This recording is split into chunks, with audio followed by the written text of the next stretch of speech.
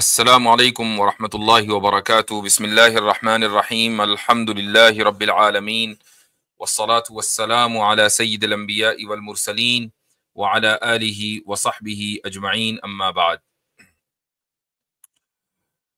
मुझे उम्मीद ही नहीं यकीन है कि एक बड़ी तादाद आप हजरात में से फ्रस्ट्रेशन का शिकार तो कम से कम हो ही गई होगी कि भाई कहाँ चले गए, इतने अरसे से लाइव स्ट्रीम नहीं हुई है। कहाँ तो माशाल्लाह बड़ी पाबंदी के साथ हर हफ्ते हो रही थी और बाज़ मरतबा तो एक हफ्ते में एक से ज़ायद मरतबा भी मैं मुख्तलिफ चैनलों पर नज़र आ जाया करता था। ये आप हजरात की मोहब्बत है कि आप मुझे ढूंढ रहे थे और मुझे मैसेजेस मिल रहे थे आप हजरात के कि लाइव स्ट्रीम क्यों नहीं हो रही है। असल में उसकी एक मेन वजह यह थी कि मैं इंडिया के सफ़र पर था और इस मरतबा मैंने इरादा ये किया कि लाइव को लाइव ही रखा जाए, यानी एक तो लाइव स्ट्रीम ये है वर्चुअल और एक कि ऑफलाइन भी लाइव हो जाएं। तो माशाल्लाह बहुत से इलाकों में जाना हुआ और वहाँ लोगों के रूबरू हुए। मसलन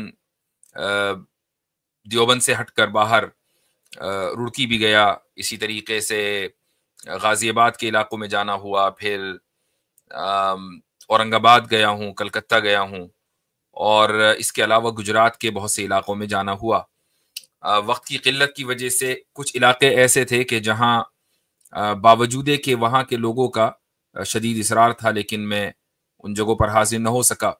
उनमें सर फहरिस्त दिल्ली का इलाका है और इसी तरीके से बिजनौर, भटकल और बम्बई और इसी तरीके से एलोर आंध्र प्रदेश में, उड़ीसा, ये सारे वो इलाके हैं कि या कश्मीर, ये इलाके वो हैं कि जहाँ से बहुत ज़्यादा इसरार था और दावत थी कि मैं वहाँ पहुँचूँ और लोगों से रूबरू मुखातिब हूँ, लेकिन वक्त की तंगी की बाइस मैं वहाँ इन जगहों पर हाजिर न हो सका।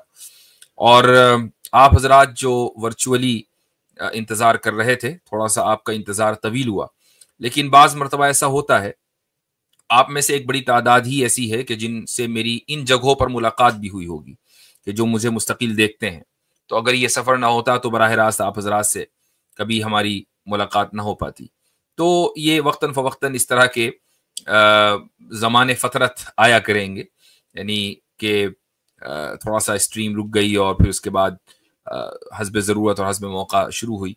तो दुआ करते रहें कि अल्लाह ताला इसी तरह काम लेता रहे और इसी तरीके से हम लोग दीन की खिदमत करते रहें, दीन का पैगाम आगे तक पहुंचाते रहें। तो आज की जो ये स्ट्रीम है ये अपने वक्त के ऊपर है और शुरू में मैं इंशाअल्लाह आपके सामने एक दो बातें करने के बाद फिर हम लिंक पब्लिक करेंगे और क्वेश्चन आंसर का सिलसिला शुरू करेंगे।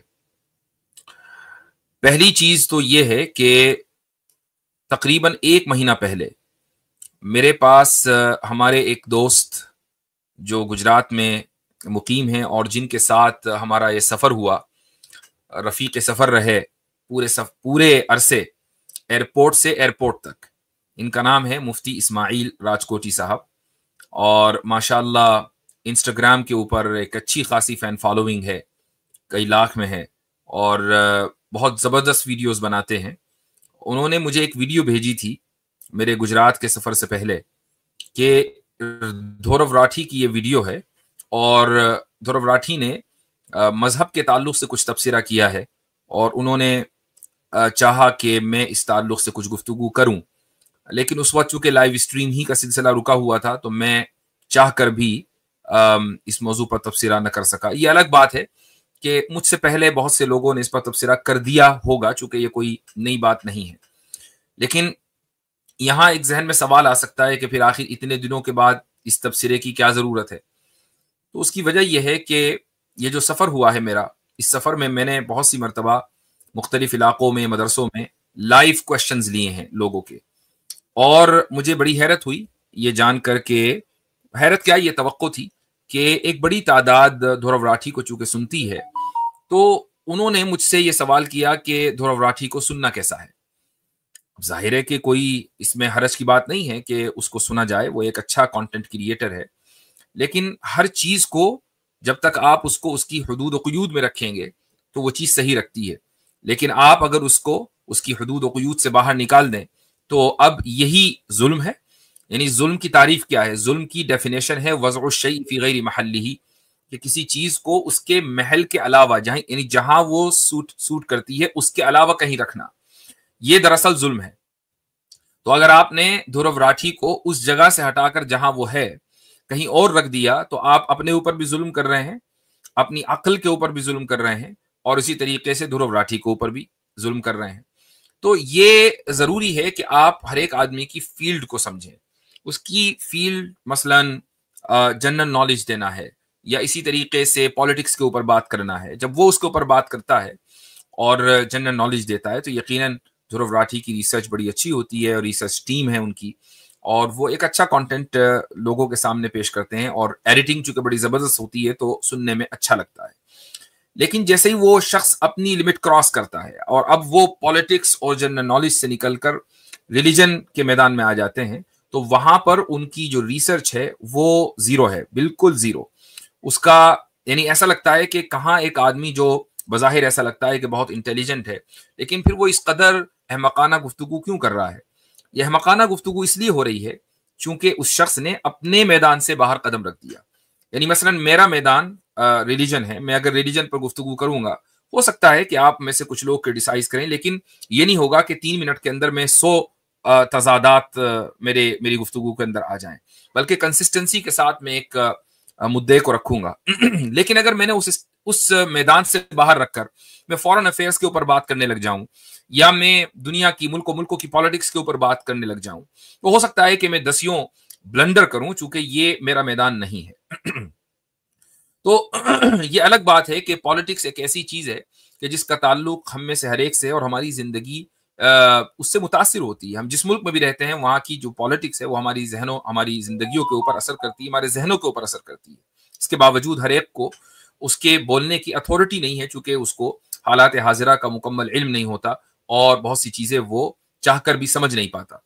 तो हम इस तमहीदी गुफ्तगू के बाद देखेंगे कि ध्रुव राठी ने उस मुख्तसर सी वीडियो में क्या कहा है। मैं ऑडियो चलाऊंगा, वीडियो नहीं, और उसके ऊपर इंशाल्लाह मैं तबसरा भी करूंगा जैसे जैसे हम आगे बढ़ेंगे। 3 मिनट की वीडियो है, कोई लंबा चौड़ा इसके ऊपर कलाम नहीं करना है।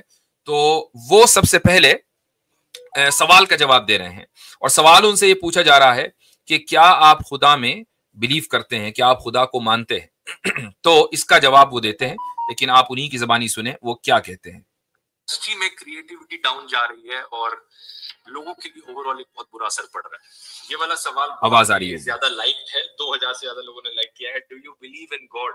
If yes, then is it formless और not? Do you believe in any religion? इसका जवाब भी बड़ा सीधा है, नहीं। मेरी राय में जितना भी। अच्छा देखें, यहां पर गौर कीजिएगा कि उन्होंने सवाल पढ़ा कि do you believe in any religion, do you believe in God, और अगर आप बिलीव करते हैं तो क्या वो गॉड फॉर्म वाला है, यानी उसकी कोई शेप है, या फॉर्मलेस है।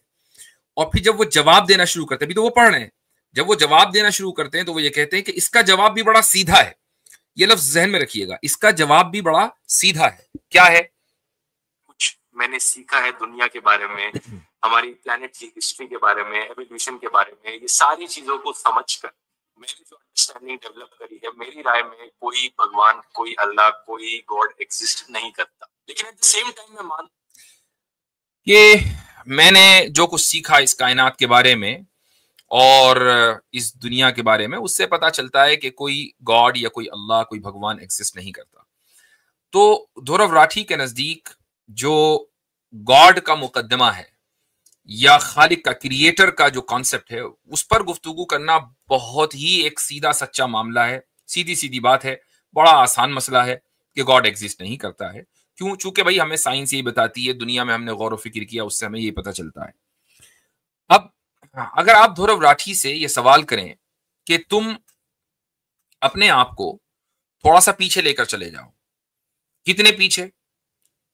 तुम अपने उस दौर में चले जाओ जहां तुम्हारा जहन स्कूल की जो एक्सपायर्ड नॉलेज है, जो स्कूल में दी जा रही है, इस वक्त पूरी दुनिया में एक्सपायर्ड साइंस पढ़ाई जाती है, तो वो जो एक्सपायर्ड साइंस है, तुम्हारा जहन उससे अभी पोल्यूटेड नहीं हुआ है, अभी उससे तुम्हारा जहन मुतासिर नहीं हुआ है, यानी तुम फितरत के करीब हो।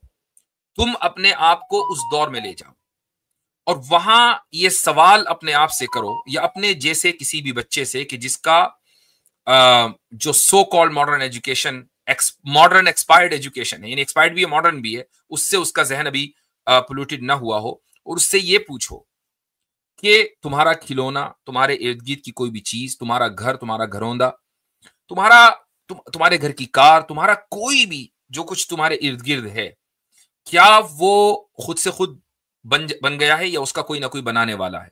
एक 5 साल का बच्चा जो फितरत के करीब है और अभी उसकी फितरत मस्ख नहीं हुई है, मुतासिर नहीं हुई है, वो हर हाल में यही कहेगा कि मेरा खिलौना भी किसी न किसी ने बनाया है, मेरा घर भी किसी न किसी ने बनाया है, हमारे घर का चूल्हा भी किसी न किसी ने बनाया है, मैं जो खाना खाता हूं वो भी कोई ना कोई बनाता है। गर्ज के हर चीज जो बच्चे की जिंदगी में है, बच्चे का ये यकीन है, चूंकि उसकी फितरत अभी मस्ख नहीं हुई है, कि उसका कोई ना कोई बनाने वाला है। तो अब जब आप जैसे जैसे आगे बढ़ते हैं, तो जिसकी फितरत मस्ख हो जाती है, वो ये समझता है कि मैं लॉजिकली स्ट्रांग हो रहा हूं, मैं रैशनली बहुत ही प्रोग्रेसिव बन रहा हूं, जबकि ऐसा नहीं होता। होता यह है कि वो अपने माहौल से और एक्सपायर्ड मॉडर्न एजुकेशन से मुतासिर होता है, और इस मुतासिर होने की वजह से बजाहिर ऐसा लगता है कि उसकी आंखें खुल रही हैं, लेकिन होता यह है कि उसकी आंखों के ऊपर पट्टियां बांधी जा रही हैं। ये ऐसा ही है जैसा कि आप अचानक आप बैठे हुए दुनिया देख रहे हैं, बड़ा खूबसूरत मंजर है, पहाड़ की चोटी पर आप बैठे हुए, पूरा नजारा आपके सामने है, लेकिन अचानक आपकी आंखों के ऊपर एक वीआर लगा दिया जाए, और वीआर के बाद जो आप देखें वो ये कि आप एक शहर में हैं और वहां बिल्डिंगें हैं, पोल्यूशन है, वहां लोग हैं, भीड़ है, और आप ये सोचें कि नहीं यही रियलिटी है, ये जो मैं पहले देख रहा था वो रियलिटी नहीं है। तो क्या हुआ कि उस वीआर डिवाइस ने आपके जहन को मुतासिर कर दिया। बिल्कुल ऐसे ही ये जो मॉडर्न एक्सपायर्ड एजुकेशन है वो आपके जहन को मुतासिर कर देती है, हर बच्चे के जहन को मुतासिर करती है। एक सवाल मैं धुरव राठी के लिए छोड़कर जा रहा हूं और उसके बाद हम आगे बढ़ेंगे। वो सवाल ये है कि हम आखिर क्यों एक मुफरद और मुरक्कब के दरमियान फर्क करने के कायल हैं? क्या वजह है कि हम एक सिंगल एंटिटी को अलग तरीके से और अलग जाविये से देखते हैं, एक कंपोनेंट को, और एक कंपाउंड को अलग जाविये से देखते हैं? मिसाल के तौर पर इस कायनात की बहुत सारी चीजें हैं। मेरे हाथ में गिलास है, ये भी इस कायनात का हिस्सा है। मेरे हाथ में फोन है, ये भी इस कायनात का हिस्सा है। नोटबुक है, मेरा लैपटॉप है, मेरी डेस्क के ऊपर पेन है, बुक्स हैं, ये सारी की सारी इस कायनात का हिस्सा है।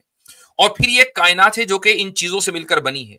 तो आखिर क्या वजह है कि इस कायनात के एक एक हिस्से को, एक एक कंपोनेंट को, उसके बारे में तो हमारा ये यकीन हो कि इनका कोई बनाने वाला है। किताब खुद से खुद वजूद में नहीं आई, उसका लिखने वाला है, पेन का बनाने वाला है, फोन का बनाने वाला है, सैमसंग कंपनी है।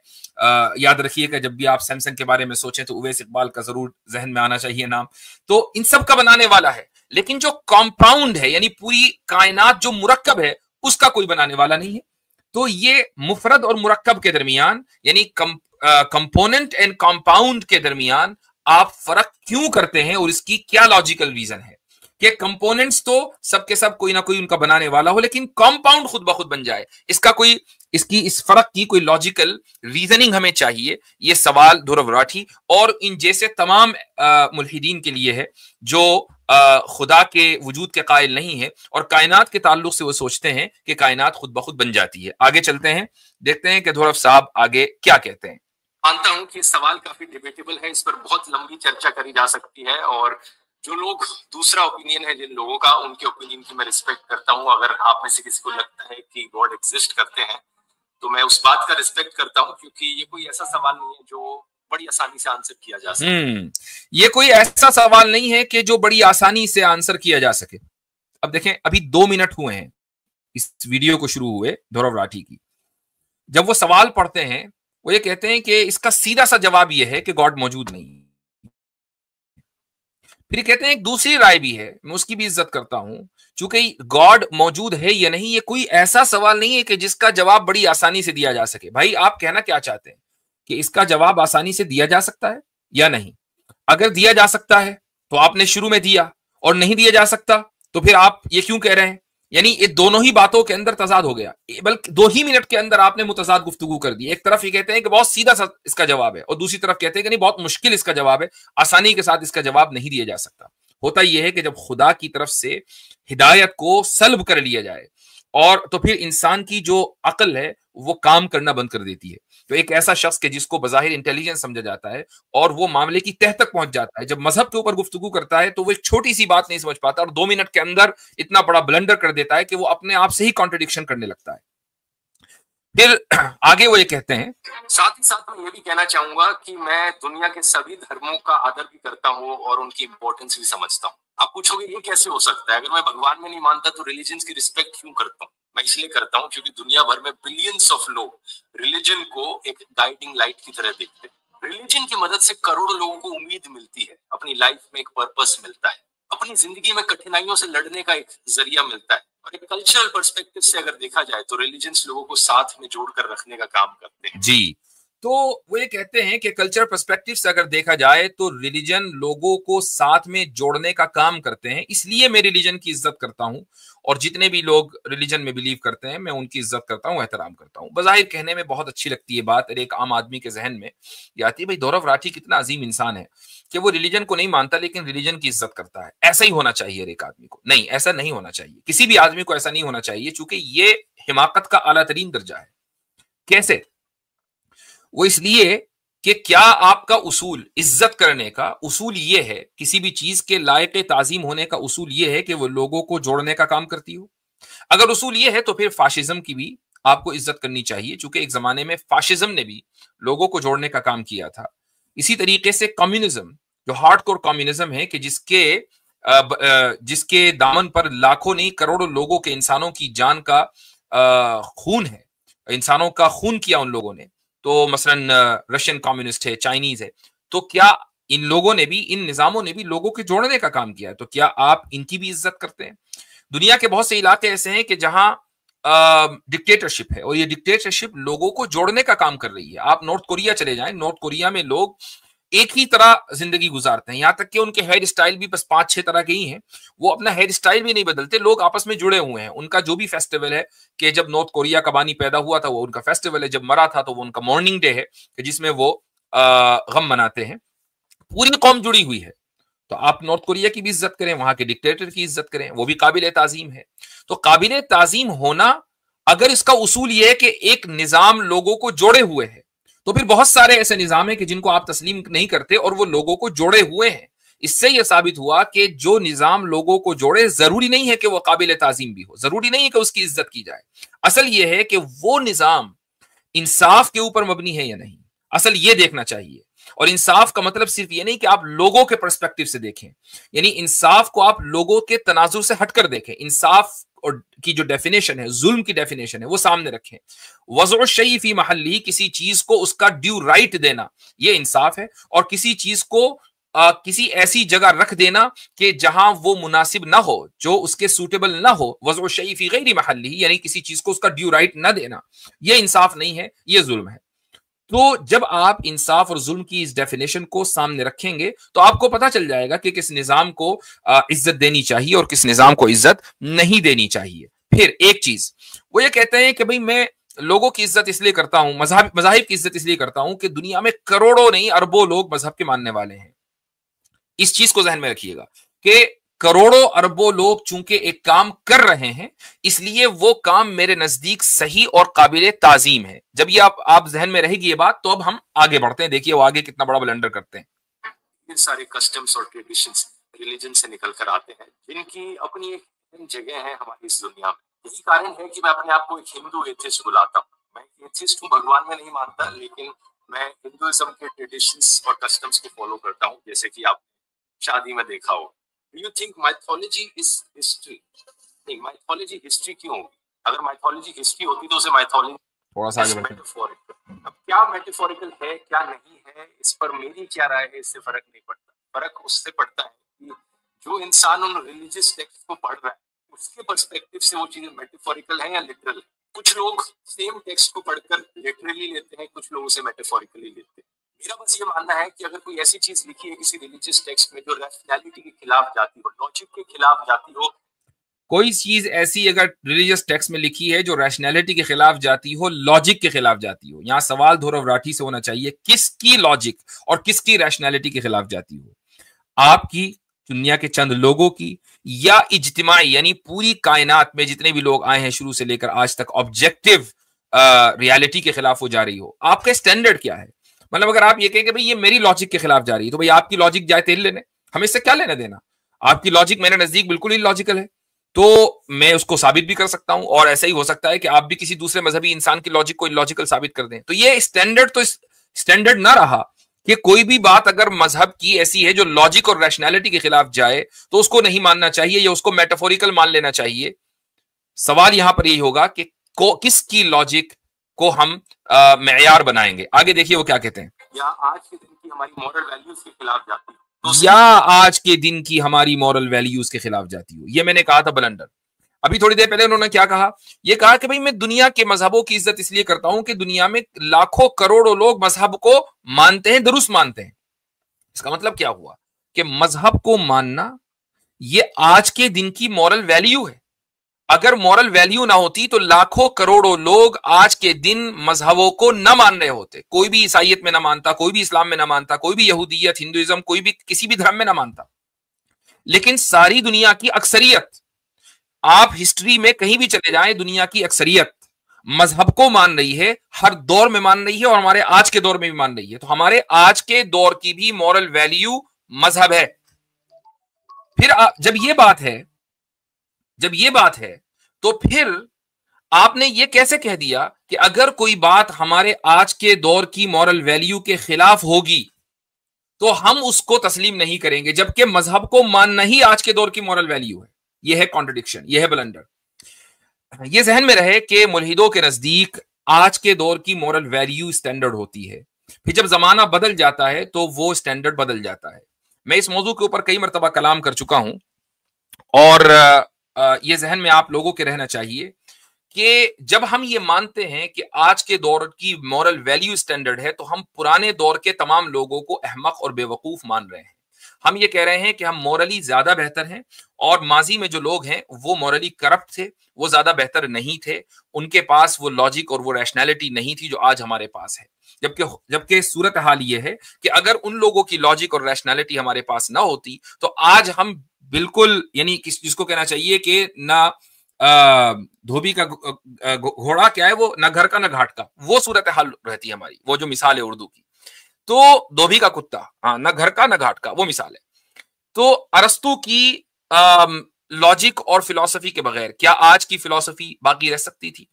प्लेटो की फिलॉसफी के बगैर, उसके डिस्कोर्सेस के बगैर क्या आज के दौर में आप लॉजिकल गुफ्तगू कर सकते थे? ये एक एवोल्यूशन है जो कि ग्रीक दौर से शुरू हुआ और फिर इस्लामिक दौर में होता हुआ यहां तक पहुंचा है। आपको माजी के दौर में जाना पड़ेगा और उनकी मॉरल वैल्यूज को अपनाना पड़ेगा, उनको इज्जत देनी पड़ेगी, उनको अक्लमंद समझना पड़ेगा, तभी आप अक्लमंद हो सकते हैं, वरना आप भी बेवकूफ हैं। उसके बाद लास्ट पॉइंट, या तो हमें इग्नोर कर देना चाहिए या फिर हमें उसे मेटाफोरिकल सेंस में लेना चाहिए। ये बहुत बड़ा फर्क है जो लोगों को समझना जरूरी है, क्योंकि यही फर्क होता है एक समझदार रिलीजियस इंसान में और एक ऐसे बेवकूफ रिलीजियस इंसान में जो अंधविश्वासी बन जाता है। क्या मतलब है इसका? वो ये कह रहे हैं कि अगर कोई शख्स रिलीजियस टेक्स्ट बुक को पढ़ता है और उसमें कोई बात उसको लॉजिक या रैशनैलिटी के खिलाफ मिलती है तो उसको मेटाफोरिकल लेना चाहिए। अगर वो मेटाफोरिकल नहीं लेगा तो फिर वो एक रिलीजियस बेवकूफ इंसान है कि जो अंधविश्वासी में मुब्तला है। अभी थोड़ी देर पहले वो ये कह रहे थे कि मैं दुनिया के तमाम मजहबों की और मजहब में मानने वालों की इज्जत करता हूं।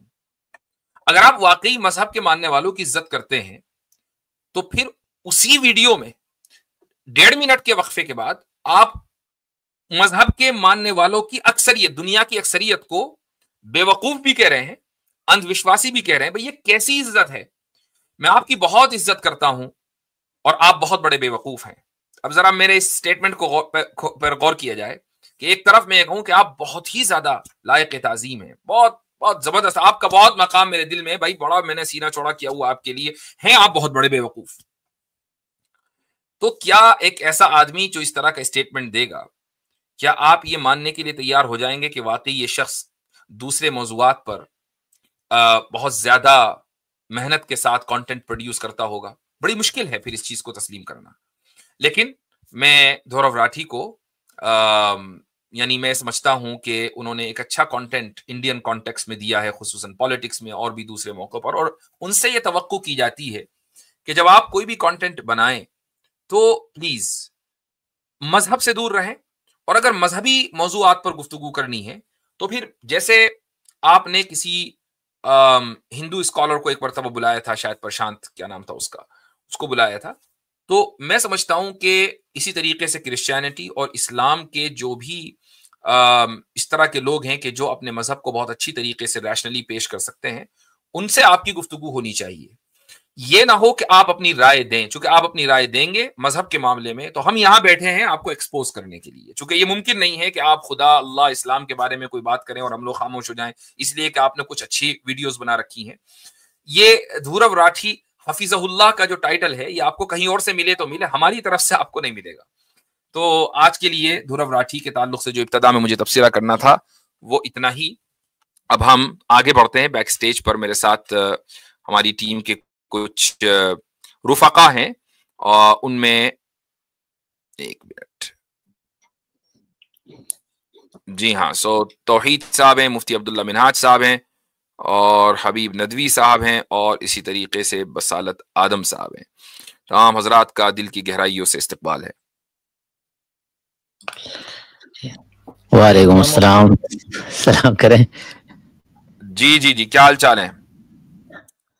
अल्हम्दुलिल्लाह, माशाअल्लाह। सबसे पहले तो ये कि आपके साथ मुफ्ती अब्दुल्ला मिनहाज साहब वो सफर हुआ गुजरात का, तो बड़ा शानदार सफर हुआ माशाअल्लाह। 4-5 दिन किस तरह गुजरे, एक दिन को छोड़कर वो पता नहीं चला। जी हाँ, एक दिन ना ऑफलाइन आएगा ना ऑनलाइन आएगा, बाकी तो इंशाल्लाह हम भी अपनी स्ट्रीम पर आपके सफर की रुदात सुनाएंगे भी, कुछ रिकॉर्ड भी किया है, साथी को आगाह भी करेंगे उससे जो मैसेजेस हमारे लिए हैं। वाकईतन खुश नसीब हैं वो लोग, अल्लाह ने मुझे मौका अता फरमाया इसका कि लाइव स्ट्रीम में भी साथ में हूँ, और हज़ारों लाखों लोगों की माशाल्लाह तमन्ना ये होती है कि मुफ्ती साहब को देखे, बातचीत करें। इंशाल्लाह ये भी पूरी होंगी धीरे धीरे। आज हजरत ने लाइव स्ट्रीम करके बहुत से लोगों की प्यास बुझाई, लोग माशाल्लाह मुंतज़िर थे इसके। जज़ाकुमुल्लाह खैरन। हाँ जी, और कोई साहब? बसालत भाई क्या हाल चाल है? सब ठीक ठाक? जी अस्सलाम वालेकुम हजरत, कैसे हैं? खैरियत से हैं? अल्हम्दुलिल्लाह। हजरत आपने तो माशाल्लाह माशाल्लाह जिस तरीके के कंटेंट आ रहे हैं और मुफ्ती साहब प्रोड्यूस कर रहे हैं, मुफ्ती अब्दुल्ला मिनहाज साहब, आज ही मुफ्ती शमाइल अहमद नदवी साहब की पॉडकास्ट भी गुजरी, और मैं ये कहने पे मजबूर हूँ कि आपने ना ग़िब्ता के साथ साथ जो है वो एहसास कमतरी का भी शिकार कर दिया अरे है। ऐसा ना करे। मुफ्ती शमाइल अब्दुल्ला की पॉडकास्ट जो मेरे साथ हुई थी वो उन्होंने डाली है? अभी तकरीबन घंटा 2 घंटा पहले ही अच्छा अच्छा, हाँ मेरी नजर से नहीं गुजरी है। ठीक है, माशाअल्लाह, जबरदस्त। जी हाँ, मुफ्ती शमाइल साहब के पास जाना हुआ था तो वो भी बड़ा अच्छा सफर रहा कलकत्ता का, माशाअल्लाह। माशाअल्लाह, उनकी तो वीडियो से पहले फोटोज में ही माशाअल्लाह इतने सारे इंट्रोडक्शन हो गए हैं कि लोग उससे अंदाजा लगा सकते हैं कि प्रोग्राम कैसा रहा है उनके साथ, माशाअल्लाह। ठीक, सही। तो कबल इसके कि हम आगे बढ़ें, एक चीज का मैं और अपने नाजरीन के सामने ऐलान भी करना चाहूंगा और उसके बाद आप इस तब्दीली को थोड़ा सा देखेंगे भी। ऐलान ये है कि वालिद साहब के इंतकाल के बाद जो अक्टूबर में हुआ, बहुत सी चीज़ों में तब्दीली आई और कुछ मेरी जिम्मेदारियों में इजाफा हुआ। उसमें एक जिम्मेदारी उनके अपने कायम करदा इदारे, बल्कि उनके कायम करदा 2 इदारे, उनमें एक दारुल किताब देवबंद के नाम से है जो एक तिजारती इदारा है, और दूसरा लड़कियों का मदरसा है जो उन्होंने कोई तकरीबन 25 साल पहले कायम किया था देवबंद में, माहद आयशा सिद्दीक़ा दिलबनात के नाम से। तो इन 2 इदारों की जिम्मेदारी मेरे सर पर है और मैं इंशाअल्लाह पूरी कोशिश भी करूंगा कि ये 2 इदारे बाकी रहें और चलते रहें, बल्कि न सिर्फ ये कि चलें, दिन दुनी रात चौगनी तरक्की करें। इस ताल्लुक से आप में से बहुत से हजरात जो मुझसे जुड़े हुए हैं वो दारुल किताब देवबंद के ताल्लुक से इस हवाले से शायद ना जानते हों कि अब वो उस इदारे की इंतज़ामी जिम्मेदारी मेरे पास है। अगरचे मैं अमेरिका में हूँ और वो इदारा देवबंद में है, लेकिन बहरहाल उसकी इंतज़ामी जिम्मेदारी मेरे पास है। तो वक्तन फ़वक्तन आप मेरी वीडियोज़ में कुछ बैनर्स भी देखेंगे जो दरअसल उस इदारे के ताल्लुक से होंगे, और बहुत सारे लोग जो कंटेंट डेवलप करते हैं वो किसी दूसरी कंपनी के इश्तिहारात अपने उसमें लाते हैं वीडियोस में, जिसमें कोई हरज नहीं है, वो इश्तिहारात ला सकते हैं। शर्त